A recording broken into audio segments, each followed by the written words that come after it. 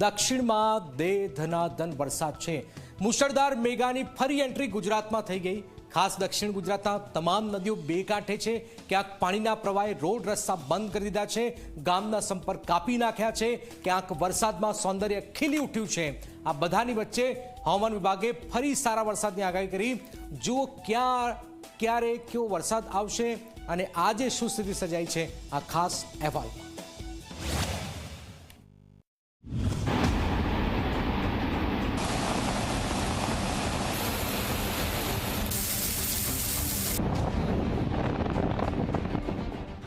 રાજકોટના જેતપુરમાં વરસી રહેલો આ વરસાદ જુઓ।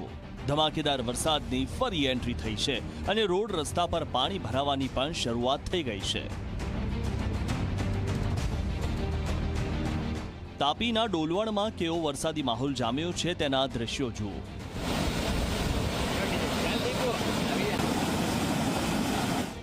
પંચોલથી પલાસિયા જતો માર્ગ પાણીમાં ગરકાવ થઈ ગયો છે। પાણીનો પૂરપાટ પ્રવાહ વહી રહ્યો છે। તાપી જિલ્લામાં જે રીતે વરસાદે ધમાકાદાર બેટિંગ કરી છે અને સૌથી વધુ વરસાદ ડોલવણ તાલુકામાં નોંધાયો છે। વાત કરીએ તો જે ડોલવણ તાલુકામાંથી થતી નદીઓમાં ઘોડાપૂરની પરિસ્થિતિ સર્જાય છે। હાલ આપણે છે ડોલવણથી પંચોલ અને પંચોલથી જોડતો આ કોઝવે ઉપર પાણી ફરવાની સાથે જે લોકોના સંપર્ક હાલ તૂટી ગયા છે। વાત કરીએ તો આ લો લેવલ પુલ જે છે તે નદીઓમાં ઘોડાપૂર પરિસ્થિતિ આવવાની સાથે ડૂબી ગયો છે। હાલની વાત કરીએ તો આ પુલ ડૂબી જવાની સાથે 8 જેટલા ગામો હાલ સંપર્ક વિહોણા થઈ ગયા છે। તો ડાંગના દ્રશ્યો જુઓ। જિલ્લામાં ધોધમાર વરસાદ તૂટી પડ્યો છે અને આ વરસાદથી જિલ્લામાં જ્યાં જોઈએ ત્યાં પાણી જ પાણી જોવા મળી રહ્યું છે।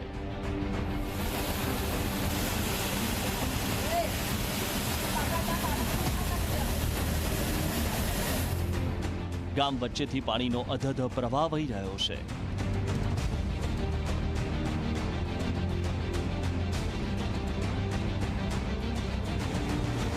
હવામાન વિભાગ દ્વારા વરસાદને લઈને આગાહી કરવામાં આવી છે, ત્યારે ખાસ કરીને દક્ષિણ ગુજરાતની વાત કરીએ અને ખાસ કરીને ડાંગ જિલ્લાની જો વાત કરીએ તો ડાંગ જિલ્લાના ઉપરવાસમાં પડેલા ભારે વરસાદને કારણે વઘઈ તાલુકામાં પૂર જેવી પરિસ્થિતિ સર્જાઈ છે।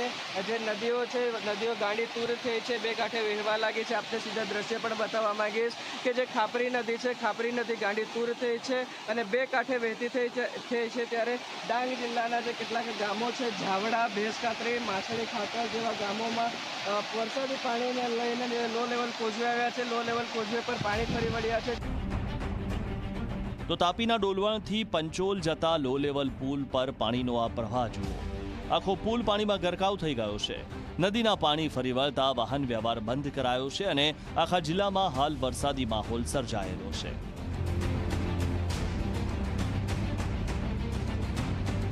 તો આ દ્રશ્યો પણ ડોલવણના જ છે, જ્યાં પૂર્ણા, અંબિકા અને ઓલન નદીમાં ઘોડાપૂરની સ્થિતિ સર્જાઈ છે। પાણીનો તીવ્ર પ્રવાહ વહી રહ્યો છે।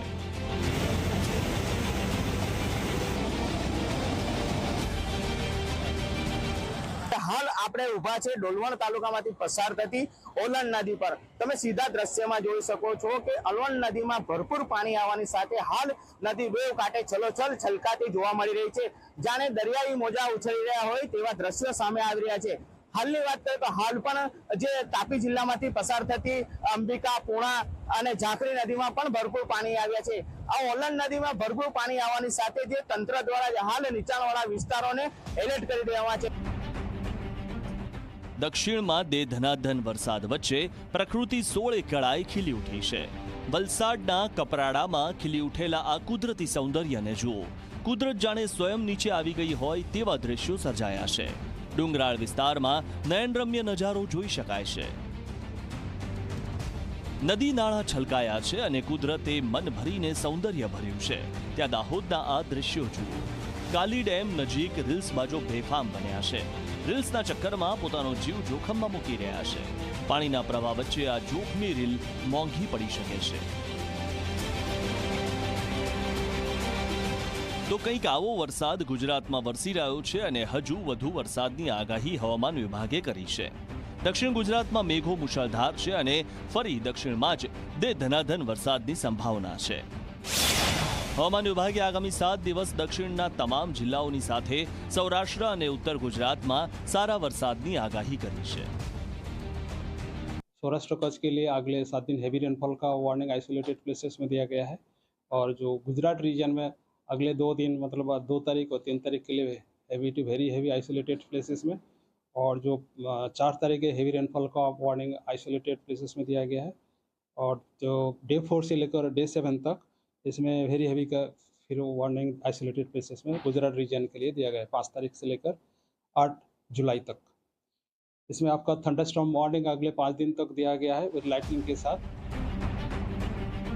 ચોમાસું ગુજરાતમાં બરાબર જામ્યું છે। અત્યાર સુધી સારો એવો વરસાદ પડી ગયો છે અને હજુ પણ સારા વરસાદનું અનુમાન છે, તો ફરી નદી નાળા અને ડેમ છલકાશે। ખેડૂતો ખુશખુશાલ થશે અને સારી ખેતી આ વખતે થવાની સંભાવના છે।